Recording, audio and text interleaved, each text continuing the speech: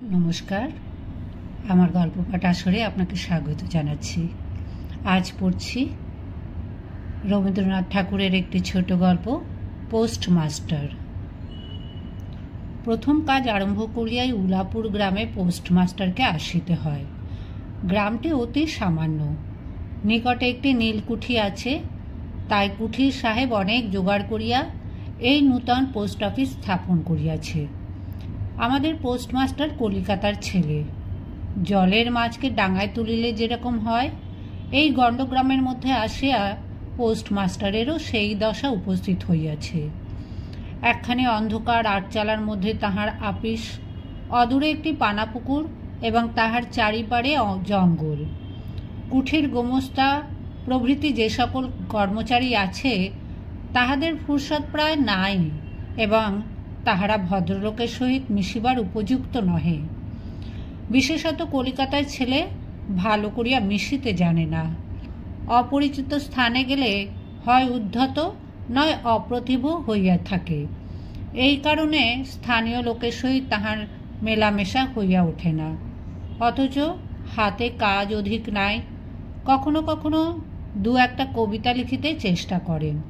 তাহাতে এমন ভাব ব্যক্ত করিয়াছেন যে সমস্ত দিন তরুপল্লবের কম্পন এবং আকাশের মেঘ দেখিয়া জীবন বড় সুখে কাটিয়া যায়। কিন্তু অন্তর্যামী জানেন, যদি আরব্য উপন্যাসের কোনো দৈত্য আসিয়া এক রাত্রের মধ্যে এই শাখা পল্লব সমেত সমস্ত গাছগুলা কাটিয়া পাকা রাস্তা বানাইয়া দেয় এবং সারি সারি অট্টালিকা আকাশের মেঘকে দৃষ্টিপথ হইতে রুদ্ধ করিয়া রাখে, তাহা হইলে এই আধমরা ভদ্র সন্তানটি পুনশ্চ নবজীবন লাভ করিতে পারে। পোস্টমাস্টারের বেতন অতি সামান্য, নিজে রাঁধিয়া খাইতে হয় এবং গ্রামের একটি পিতৃমাতৃহীন অনাথা বালিকা তাহার কাজকর্ম করিয়া দেয়। চারিটি খাইতে পায়। মেয়েটির নাম রতন, বয়স 12-13। বিবাহের বিশেষ সম্ভাবনা দেখা যায় না। সন্ধ্যার সময় যখন গ্রামের গোয়ালঘর হইতে ধূম কুণ্ডলায়িত হইয়া উঠিত, ঝোপে ঝোপে ঝিল্লি ডাকিত, দূরে গ্রামের নেশাখোর বাউলের দল খোল করতাল বাজাইয়া উচ্চস্বরে গান জুড়িয়া দিত, যখন অন্ধকার দাওয়ায় একলা বসিয়া গাছের কম্পন দেখিলে কবি হৃদয়েও ঈষৎ হৃদকম্প উপস্থিত হইত, তখন ঘরের কোণে একটি ক্ষীণ শিখা প্রদীপ জ্বালিয়া পোস্টমাস্টার ডাকিতেন, রতন। রতন দ্বারে বসিয়া এই ডাকের জন্য অপেক্ষা করিয়া থাকিত, কিন্তু এক ডাকেই ঘরে আসিত না। বলিত, কি গা বাবু, কেন ডাকছ? পোস্টমাস্টার বলিতেন, তুই কি করছিস? রতন বলিত, এখনই চুলো ধরাতে যেতে হবে হেঁসেলের।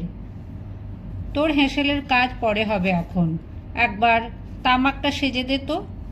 অনতিবিলম্বে দুটি গাল ফুলাইয়া কলিকায় ফুঁ দিতে দিতে রতনের প্রবেশ।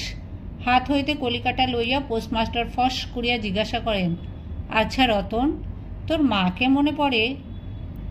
সে অনেক কথা, কতক মনে পড়ে, কতক মনে পড়ে না। মায়ের চেয়ে বাপ তাহাকে বেশি ভালোবাসিত। বাপকে অল্প অল্প মনে আছে। পরিশ্রম করিয়া বাপ সন্ধেবেলায় ঘরে ফিরিয়া আসিত। তাহারই মধ্যে দৈবাত দুটি একটি সন্ধ্যা তাহার মনে পরিষ্কার ছবির মতো অঙ্কিত আছে। এই কথা হইতে হইতে ক্রমে রতন পোস্টমাস্টারের পায়ের কাছে মাটির উপর বসিয়া পড়িত। মনে পড়িত তাহার একটি ছোট ভাই ছিল। বহু পূর্বেকার বর্ষার দিনে একদিন একটা ডোবার ধারে দুইজনে মিলিয়া গাছের ভাঙা ডালকে ছিপ করিয়া মিছামিছি মাছ ধরা খেলা করিয়াছিল। অনেক গুরুতর ঘটনার চেয়ে সেই কথাটাই তাহার মনে বেশি উদয় হইত। এরূপ কথা প্রসঙ্গে মাঝে মাঝে বেশি রাত হইয়া যাইত। তখন আলস্যক্রমে পোস্টমাস্টারের আর রাঁধিতে ইচ্ছা করিত না। সকালের বাসি ব্যঞ্জন থাকিত এবং রতন তাড়াতাড়ি উনুন ধরাইয়া খান কয়েক রুটি সেঁকিয়া আনিত। তাহাতেই উভয়ের রাত্রের আহার চলিয়া যাইত। একদিন সন্ধ্যাবেলায় সেই বৃহৎ আটচালার কোণে আপিসের কাঠের চৌকির উপর বসিয়া পোস্টমাস্টারও নিজের ঘরের কথা পাড়িতেন, ছোট ভাই, মা এবং দিদির কথা। প্রবাসে একলা ঘরে বসিয়া যাহাদের জন্য হৃদয় ব্যথিত হইয়া উঠিত, তাহাদের কথা। যে সকল কথা সর্বদাই মনে উদয় হয়, অথচ নীলকুঠির গোমস্তাদের কাছে যাহা কোনো মতেই উত্থাপন করা যায় না, সেই কথা একটি অশিক্ষিতা ক্ষুদ্র বালিকাকে বলিয়া যাইতেন। কিছুমাত্র অসঙ্গত মনে হইত না। অবশেষে এমন হইল, বালিকা কথোপকথনকালে তাহার ঘরের লোকদিগকে মা, দিদি, দাদা বলিয়া চিরপরিচিতের ন্যায় উল্লেখ করিত। এমনকি তাহার ক্ষুদ্র হৃদয়পটে বালিকা তাহাদের কাল্পনিক মূর্তিও চিত্রিত করিয়া লইয়াছিল। একদিন বর্ষাকালে মেঘমুক্ত দ্বীপ্রহরে ঈষৎ তপ্ত সুকোমল বাতাস দিতেছিল। রৌদ্রে ভিজা ঘাস এবং গাছপালা হইতে এক প্রকার গন্ধ উত্থিত হইতেছিল। মনে হইতেছিল যেন ক্লান্ত ধরনের উষ্ণ নিঃশ্বাস গায়ের উপর আসিয়া লাগিতেছে, এবং কোথাকার এক নাছোড়বান্দা পাখি তাহার একটা একটানা সুরের নালিশ সমস্ত দুপুরবেলা প্রকৃতির দরবারে অত্যন্ত করুণ স্বরে বারবার আবৃত্তি করিতেছিল। পোস্টমাস্টারের হাতে কাজ ছিল না। সেদিনকার বৃষ্টিধৌত মসৃণ চিক্কণ তরুপল্লবের হিল্লল এবং পরাভূত বর্ষার ভগ্নাবশিষ্ট রৌদ্র শুভ্র স্তূপাকার মেঘস্তর বাস্তবিকই দেখিবার বিষয় ছিল। পোস্টমাস্টার তাহা দেখিতেছিলেন এবং ভাবিতেছিলেন, এই সময় কাছে একটি কেহ নিতান্ত আপনার লোক থাকে তো, হৃদয়ের সহিত একান্ত সংলগ্ন একটি স্নেহপুত্তলী মানব মূর্তি। ক্রমে মনে হইতে লাগল সেই পাখি ওই কথাই বারবার বলিতেছে, এবং এই জনহীন তরুচ্ছায়া নিমগ্ন মধ্যাহ্নের পল্লব মর্মরের অর্থও এক কতকটা ওইরূপ। কেহ বিশ্বাস করে না এবং জানিতেও পারে না, কিন্তু ছোট পল্লীর সামান্য বেতনের সাব পোস্টমাস্টারের মনে গভীর নিস্তব্ধ মধ্যাহ্নে দীর্ঘ ছুটির দিনে এইরূপ একটা ভাবের উদয় হইয়া থাকে। পোস্টমাস্টার একটা দীর্ঘ নিঃশ্বাস ফেলিয়া ডাকিলেন, রতন। রতন তখন পেয়ারাতলায় পা ছড়াইয়া দিয়া কাঁচা পেয়ারা খাইতেছিল। প্রভুর কণ্ঠস্বর শুনিয়া অবিলম্বে ছুটিয়া আসিল। হাঁপাইতে হাঁপাইতে বলিল, দাদাবাবু ডাকছ? মাস্টারমশাই বললেন, তোকে আমি একটু একটু করে পড়তে শেখাবো বলিয়া সমস্ত দুপুরবেলা তাহাকে লইয়া স্বরে অ স্বরে আ করিলেন, এবং এইরূপে অল্পদিনেই যুক্ত অক্ষর উত্তীর্ণ হইলেন। শ্রাবণ মাসে বর্ষণের আর অন্ত নাই। খাল, বিল, নালা জলে ভরিয়া উঠিল। অহর্নিশি ভেকের ডাক এবং বৃষ্টির শব্দ। গ্রামের রাস্তায় চলাচল প্রায় এক প্রকার বন্ধ। নৌকোয় করিয়া হাটে যাইতে হয়। একদিন প্রাতঃকাল হইতে খুব বাদলা করিয়াছে। পোস্টমাস্টারের ছাত্রীটি অনেকক্ষণ দ্বারের কাছে অপেক্ষা করিয়া বসিয়াছিল, কিন্তু অন্যদিনের মতো যথাসাধ্য নিয়মিত ডাক শুনিতে না পাইয়া আপনি খুঙ্গি পুঁথি লইয়া ধীরে ধীরে ঘরের মধ্যে প্রবেশ করিল। দেখিল পোস্টমাস্টার তাহার খাটিয়ার উপর শুইয়া আছেন, বিশ্রাম করিতেছেন মনে করিয়া অতি নিঃশব্দে পুনশ্চ ঘর হইতে বাহিরে যাইবার উপক্রম করিল। সহসা শুনিল রতন। তাড়াতাড়ি ফিরিয়া গিয়া বলিল, দাদাবাবু ঘুমোচ্ছিলে? পোস্টমাস্টার কাতর স্বরে বলিলেন, শরীরটা ভালো বোধ হচ্ছে না, দেখ তো আমার কপালে হাত দিয়ে। এই নিতান্ত নিঃসঙ্গ প্রবাসে ঘন বর্ষায় রোগকাতর শরীরে একটুখানি সেবা পাইতে ইচ্ছা করে। তপ্ত ললাটের ওপর শাঁখা পড়া কোমল হস্তের স্পর্শ মনে পড়ে। এই ঘোর প্রবাসে রোগ যন্ত্রণায় স্নেহময়ী নারী রূপে জননী ও দিদি পাশে বসে আছেন, এই কথা মনে করিতে ইচ্ছে করে, এবং এ স্থলে প্রবাসীর মনের অভিলাষ ব্যর্থ হইল না।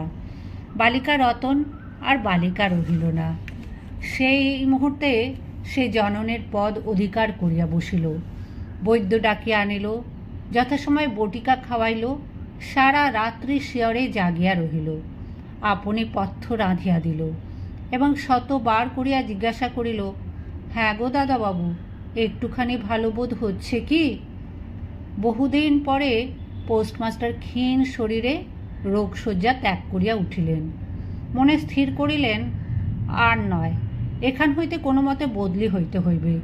স্থানীয় অস্বাস্থ্যের উল্লেখ করিয়া তৎক্ষণাৎ কলিকাতায় কর্তৃপক্ষদের নিকট বদলি হইবার জন্য দরখাস্ত করিলেন। রোগ সেবা হইতে নিষ্কৃতি পাইয়া রতন দ্বারের বাহিরে আবার তাহার স্বস্থান অধিকার করিল, কিন্তু পূর্ববৎ আর তাহাকে ডাক পড়ে না। মাঝে মাঝে উঁকি মারিয়া দেখে পোস্টমাস্টার অত্যন্ত অন্যমনস্কভাবে চৌকিতে বসিয়া অথবা খাটিয়ায় শুইয়া আছেন। রতন যখন আহ্বান প্রত্যাশা করিয়া বসিয়া আছে, তিনি তখন অধীর চিত্তে তাহার দরখাস্তের উত্তর প্রতীক্ষা করিতেছেন। বালিকা দ্বারের বাহিরে বসিয়া সহস্রবার করিয়া তাহার পুরনো পড়া পড়িল, পাছে যেদিন সহসা ডাক পড়িবে সেদিন তাহার যুক্ত অক্ষর সমস্ত গোলমাল হইয়া যায়, এই তাহার একটা আশঙ্কা ছিল। অবশেষে সপ্তাহখানেক পরে একদিন সন্ধ্যাবেলা ডাক পড়িল। উদ্বেলিত হৃদয়ে রতন গৃহের মধ্যে প্রবেশ করিয়া বলিল, দাদাবাবু, আমাকে ডাকছিলে? পোস্টমাস্টার বলিলেন, রতন, কালই আমি যাচ্ছি। কোথায় যাচ্ছ দাদাবাবু? পোস্টমাস্টার বলিলেন, বাড়ি যাচ্ছি। আবার কবে আসবে? আর আসব না। রতন আর কোনো কথা জিজ্ঞাসা করিল না। পোস্টমাস্টার আপনিই তাহাকে বলিলেন, তিনি বদলির জন্য দরখাস্ত করিয়াছিলেন, দরখাস্ত নামঞ্জুর হইয়াছে, তাই তিনি কাজে জবাব দিয়া বাড়ি যাইতেছেন। অনেকক্ষণ আর কেহ কোনো কথা কহিল না। মিটমিট করিয়া প্রদীপ জ্বলিতে লাগিল এবং এক স্থানে ঘরের জীর্ণ চাল ভেদ করিয়া একটি মাটির সরার ওপর টপ টপ করিয়া বৃষ্টির জল পড়িতে লাগিল। কিছুক্ষণ পরে রতন আস্তে আস্তে উঠিয়া রান্নাঘরে রুটি গড়িতে গেল। অন্যদিনের মতো তেমন চটপট হইল না। বোধ করি মধ্যে মধ্যে মাথায় অনেক ভাবনা উদয় হইয়াছিল। পোস্টমাস্টারের আহার সমাপ্ত হইলে পর বালিকা তাহাকে জিজ্ঞাসা করিল, দাদাবাবু, আমাকে তোমাদের বাড়ি নিয়ে যাবে? পোস্টমাস্টার হাসিয়া কহিলেন, সে কি করে হবে? ব্যাপারটা যে কি কি কারণে অসম্ভব তাহা বালিকাকে বোঝানো আবশ্যক বোধ করিলেন না। সমস্ত রাত্রি স্বপ্নে এবং জাগরণে বালিকার কানে পোস্টমাস্টারের হাস্যধ্বনি কণ্ঠস্বর বাজিতে লাগল, সে কি করে হবে। ভোরে উঠিয়া পোস্টমাস্টার দেখলেন তাহার স্নানের জল ঠিক আছে। কলিকাতার অভ্যাস অনুসারে তিনি তোলা জলে স্নান করিতেন। কখন তিনি যাত্রা করিবেন সে কথা বালিকা কি কারণে জিজ্ঞাসা করিতে পারে নাই, পাছে প্রাতঃকালে আবশ্যক হয়, এই জন্য রতন তত রাত্রে নদী হইতে তাহার স্নানের জল তুলিয়া আনিয়াছিল। স্নান সমাপন হইলে রতনের ডাক পড়িল। রতন নিঃশব্দে গৃহে প্রবেশ করিল এবং আদেশ প্রতীক্ষায় একবার নীরবে প্রভুর মুখের দিকে চাহিল। প্রভু কহিলেন, রতন, আমার জায়গায় যে লোকটি আসবেন তাকে বলে দিয়ে যাব, তিনি তোকে আমারই মতন যত্ন করবেন। আমি যাচ্ছি বলে তোকে কিছু ভাবতে হবে না। এই কথাগুলি যে অত্যন্ত স্নেহগর্ভ এবং দয়ার্দ্র হৃদয় হইতে উত্থিত সে বিষয়ে কোনো সন্দেহ নাই, কিন্তু নারী হৃদয় কে বুঝিবে? রতন অনেক দিন প্রভুর অনেক তিরস্কার নীরবে সহ্য করিয়াছে, কিন্তু এই নরম কথা সহিতে পারিল না।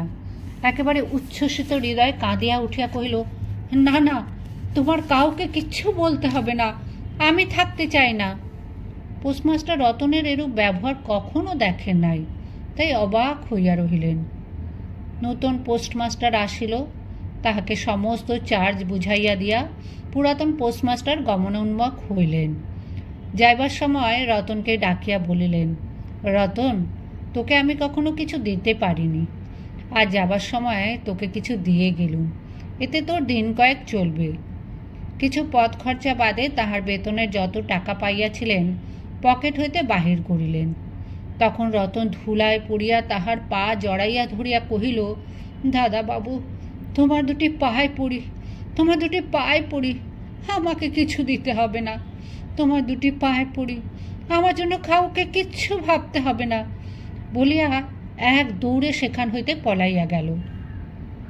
ভূতপূর্ব পোস্টমাস্টার নিঃশ্বাস ফেলিয়া হাতে কার্পেটের ব্যাগ ঝুলাইয়া কাঁধে ছাতা লইয়া মুটের মাথায় নীল ও শ্বেত রেখায় চিত্রিত টিনের প্যাঁটরা তুলিয়া দিয়া ধীরে ধীরে নৌকাভিমুখে চলিলেন। যখন নৌকায় উঠিলেন এবং নৌকা ছাড়িয়া দিল, বর্ষা বিস্ফারিত নদী ধরনের উচ্ছ্বলিত অশ্রুরাশির মতো চারিদিকে ছলছল করিতে লাগিল, তখন হৃদয়ের মধ্যে অত্যন্ত একটা বেদনা অনুভব করিতে লাগিলেন।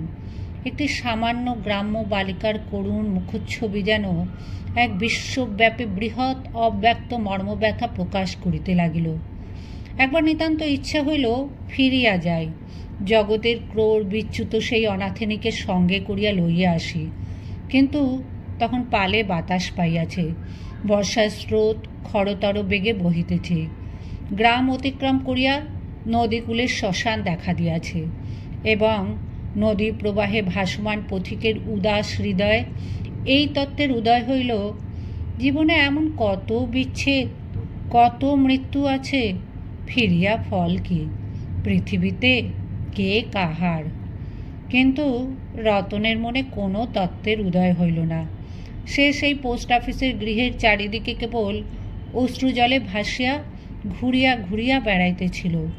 বোধ করি তাহার মনে ক্ষীণ আশা জাগিতেছিল, দাদাবাবু যদি ফিরিয়া আসে। সেই বন্ধনে পড়িয়া কিছুতেই দূরে যাইতে পারিতেছিল না।